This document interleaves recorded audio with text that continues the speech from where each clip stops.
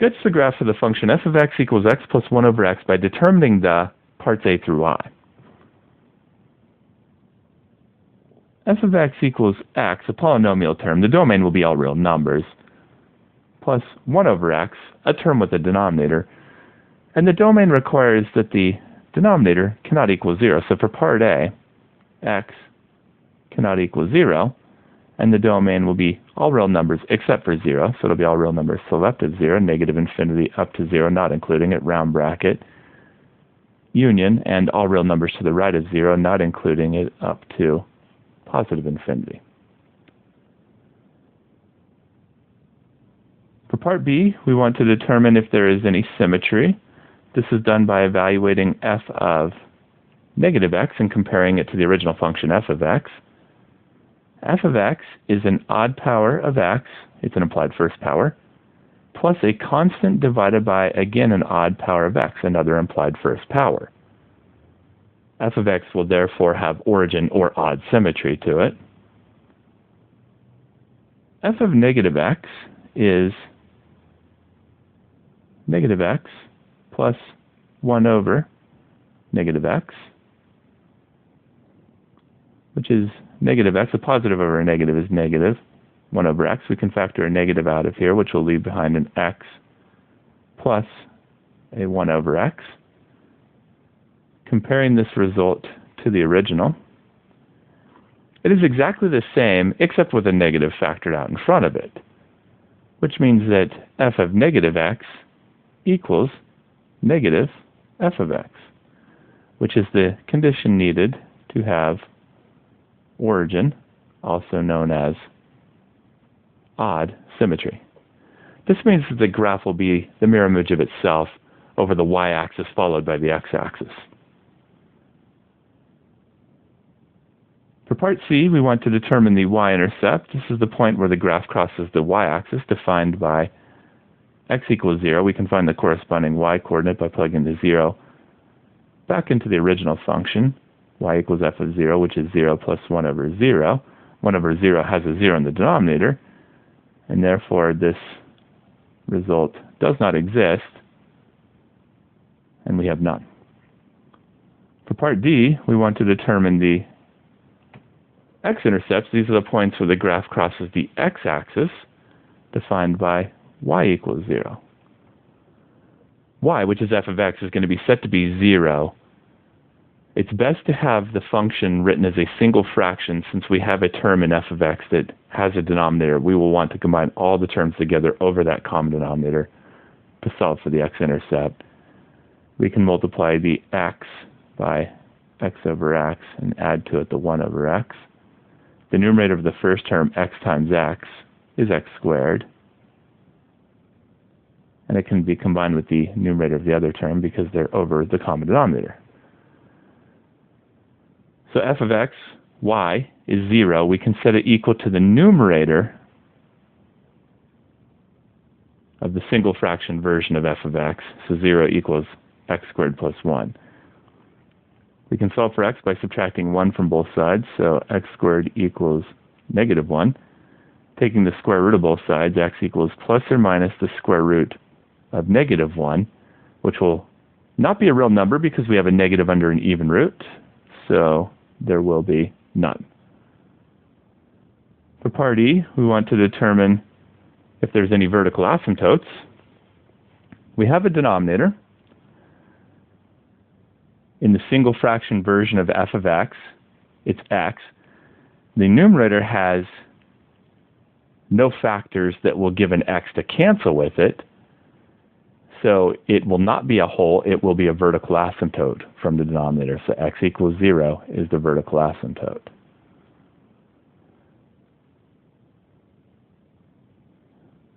We can determine the behavior around the vertical asymptote by looking at the left side of the vertical asymptote, limit as x approaches 0 from the left side. It's best to use the single fraction version of f of x.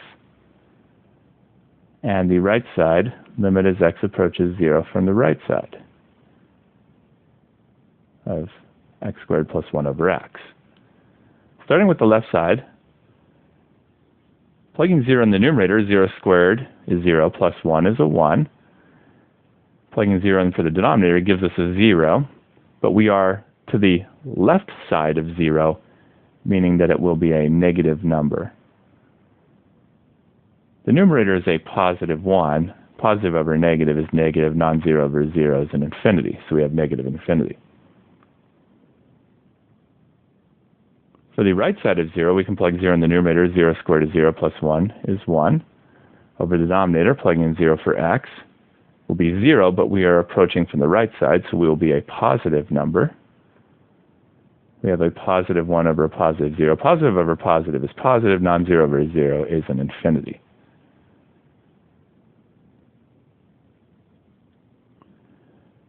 For part F, we want to determine if there are any holes. This happens when there is a denominator and there's a factor in the numerator that matches the denominator so that it fully cancels out. That's not happening here, so there is none.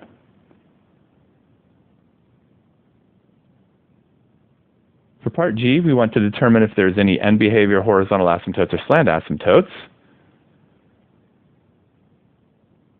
F of x written as a single fraction does have a denominator, and it has a numerator that is exactly 1 power higher than the denominator, x squared versus x to the first power. And that means that it has a slant asymptote. And the slant asymptote can be found by dividing the denominator into the numerator through long division. So x divided into x squared plus 1. It goes into x squared x number of times. X times x is x squared. We then subtract this. X squared minus x squared is 0, and then we bring the 1 down. X cannot further divide into the 1, so that will be the remainder. So it's plus a 1 over x. The slant asymptote is the linear function sitting here. So it's y equals x. The remainder term, 1 over x, will go to 0 as x approaches positive or negative infinity and is ignored. So we have a slant asymptote of y equals x. For part H, we want to determine the intervals of trend, relative maxima, relative minima, plateaus, or cliffs. All of this involves the first derivative, f prime of x. Back up here for f of x, we will use the first version for the derivative, but we will want to rewrite it since the second term is a constant divided by x. No need for a quotient rule. The first term we will leave as is, so x. For the second term, we can bring the x to the numerator as a negative power, so it'll be plus x to the negative 1. The derivative of x is a 1. The second term is the power rule. Bring the power down, leave the inside alone, subtract 1 from the power, and then the derivative of the inside derivative of x is just a 1 for the chain rule. Since we have a negative power, we will want to rewrite it by moving it to the denominator of that term to make it a positive power. So we have 1 minus 1 over x squared. We want to get a common denominator so that we can write the derivative as a single fraction. 1 can be written as x squared over x squared. So this is going to be x squared minus 1 over x squared. We want to fully factor the first derivative. The numerator is a difference of squares and can factor into x plus 1 times x minus 1, and then over the denominator, x squared. So we have the first derivative written as a single fraction. All powers are positive. It's fully factored. We can now set the numerator equal to 0 and the denominator equal to 0 and solve for all x's. From the numerator, this will give x equals negative 1 and x equals positive 1. And from the denominator, taking the square root of both sides, this will give x equals 0. We will now check to see which of these are in the domain. The domain is all real numbers except for 0. So negative 1 and positive 1 are real numbers and are not 0. X equals 0 is not in the domain, so we will cross it out. So we have two critical numbers, x equals negative 1 and x equals positive 1. We can now draw a domain line, a line representing the domain. It has no left end because it begins at negative infinity, and no right end because it ends at positive infinity.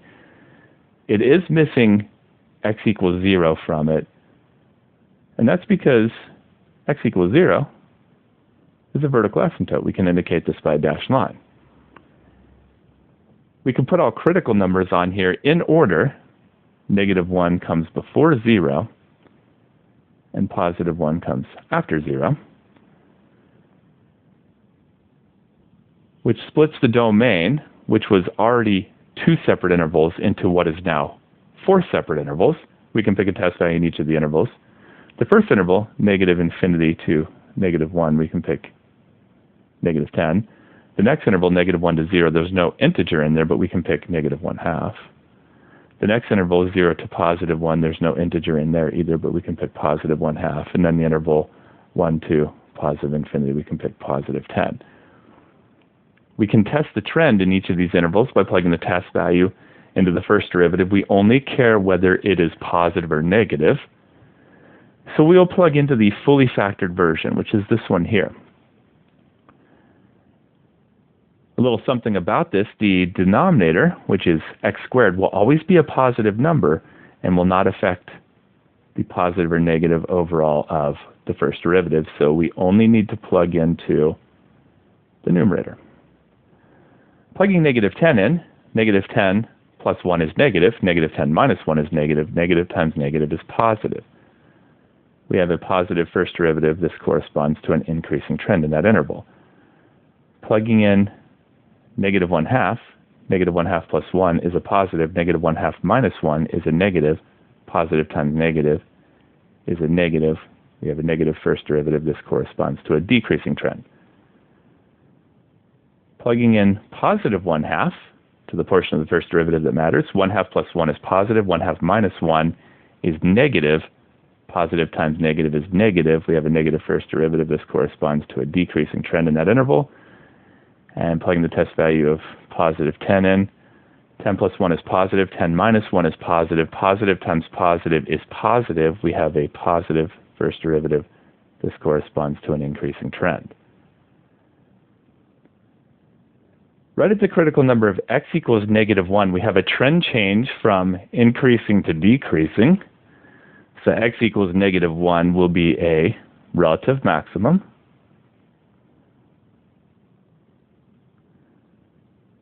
It has an x-coordinate of negative 1, and it has a corresponding y-coordinate that can be found by plugging the x-coordinate back into the original function.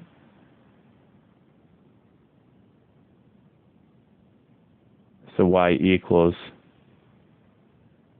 f of negative 1, which is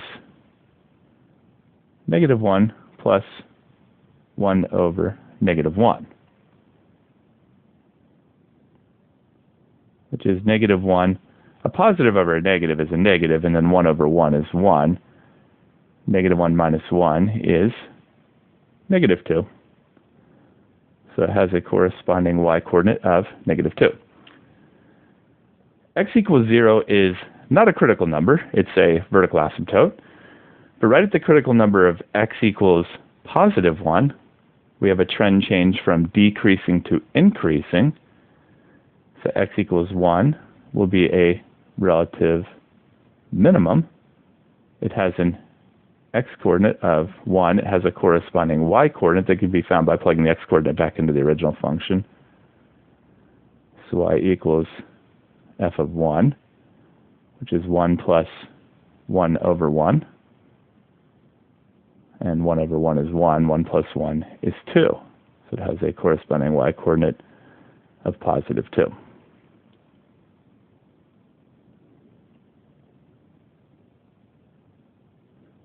For part I, we want to determine the intervals of concavity and any inflection points. All of this will involve the second derivative. We will take the second derivative from this version of the first derivative. So f double prime of x equals the derivative of 1 is 0. And then the second term is a power rule. Bring the power down, multiply with the -1. -1 times -2 will be +2. X, subtract 1 from the power to the -3. Since we have a negative power, we will want to rewrite this so that it has a positive power by moving it to the denominator. So this will be 2 over x cubed. We now have the second derivative written as a single fraction. All powers are positive. And since the numerator and denominator are both single terms, there is no factoring possible. We can set the numerator equal to 0 and the denominator equal to 0 and solve for all x's. In the numerator, there are no x's, and 2 does not equal 0, so we get nothing from the numerator. In the denominator, we can take the cubed root of both sides, and we get x equals 0. We'll check to see which of these are in the domain. The domain is all real numbers except 0. So this is not in the domain. It is not a candidate number. We do not keep it, and therefore we're getting no candidate numbers. We can draw a domain line, a line representing the domain. It has no left end. It starts at -infinity, no right end. It ends at +infinity. Right at x equals 0, it does have the vertical asymptote, so the domain is already split into 2 separate intervals. We can pick a test value in each of the intervals. In the interval -infinity to 0, we can pick -10. In the interval 0 to +infinity, we can pick +10. And we can test the concavity by plugging the test value into the second derivative. We only care whether it is positive or negative. We're going to plug into the version where all the powers are positive. The numerator is a positive, so it's dependent only on what happens in the denominator, which is x cubed. Plugging in a -10 test value, -10 cubed will be a negative. We have a positive or a negative, which is a negative. We have a negative second derivative. This corresponds to concave down. Plugging in a +10 to the portion of the second derivative that matters. +10 cubed is positive. Positive or positive is positive. We have a positive second derivative, and this corresponds to concave up.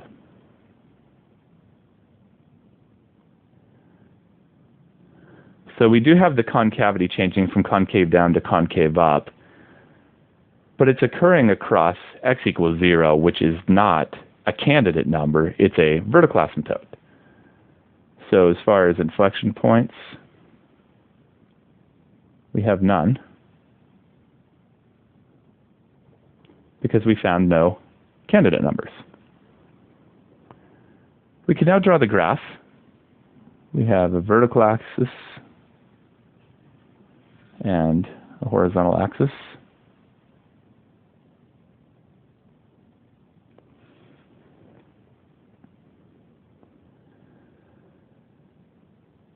The domain is all real numbers except for 0.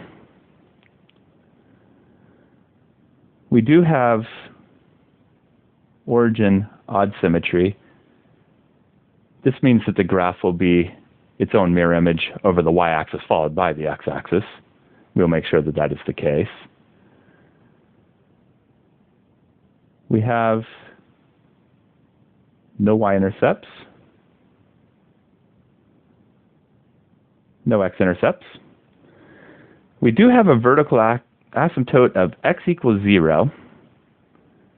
X equals 0 is the y-axis, so this will be a vertical asymptote. We could put some dashed lines on the top and bottom of it. And we have the behavior on the left side of it. It's going to -infinity. That means that it's going to be on the left side of it headed down here. So we should expect to see it down here somewhere near that asymptote. And then on the right side of it, it's +infinity, so it should be headed up here. On the right side of it, we'll be sure that it follows that.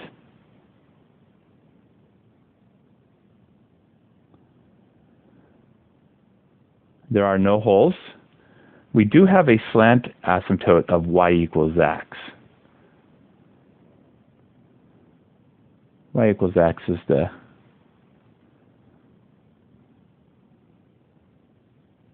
.45-degree line, or the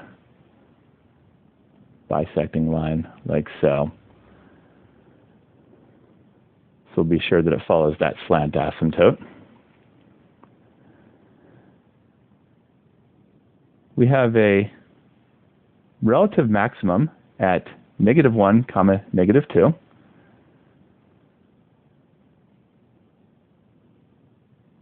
X equals -1. If y equaled -1, it would be right on the slant asymptote of y equals x. -1, -1, because they're equal to each other. Since x equals -1 and y equals -2, that's below the slant asymptote. So it's down here somewhere. About right here. And that's supposed to be a relative maximum, so we will give it a relative maximum type of shape, like so.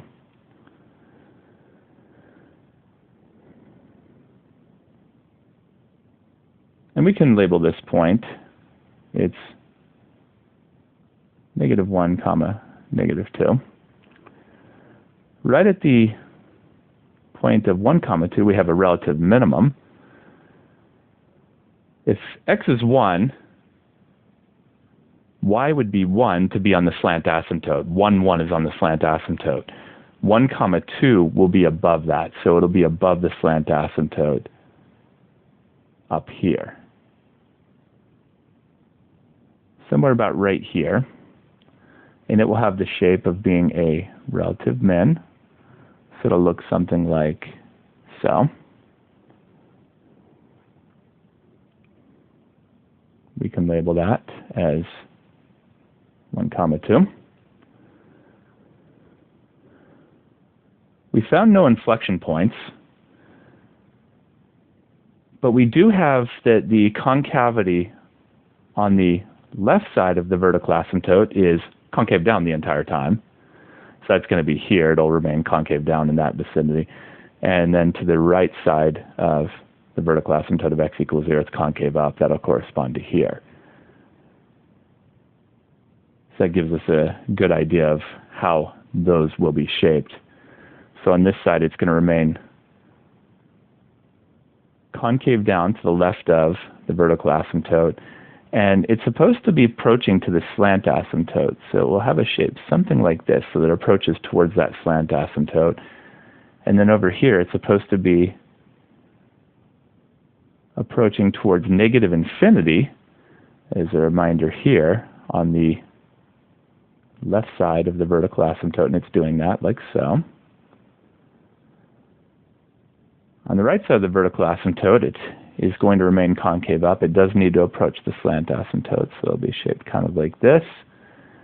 And on the right side of the vertical asymptote, as it approaches it, it's going to work its way towards positive infinity. So it's working its way up here, like so. And